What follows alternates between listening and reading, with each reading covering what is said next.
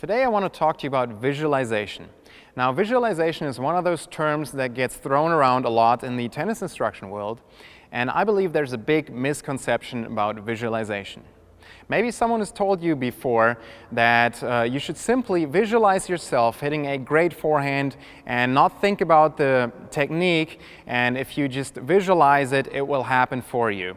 And that is something that is absolutely not going to happen if you don't have great forehand mechanics. You can try that as long as you want, you're not going to end up with a great forehand that way.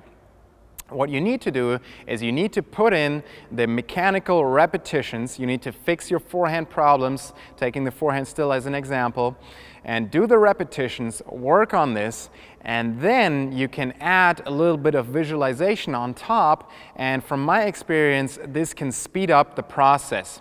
If you visualize the technical elements that you're working on and you visualize yourself executing them correctly, it can certainly be helpful. But you can't just not think about your forehand technique and just visualize yourself hitting a great shot. That's an absolute myth that I want you to get away from as quickly as possible.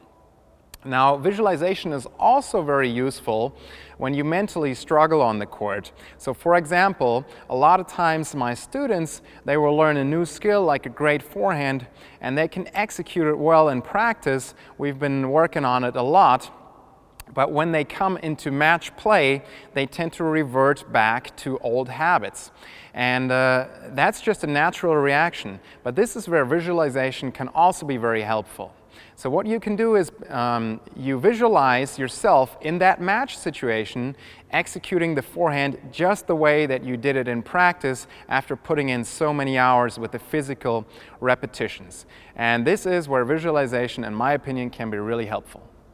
If you enjoyed this video, I'd like to ask you to click the like button below and also subscribe to my YouTube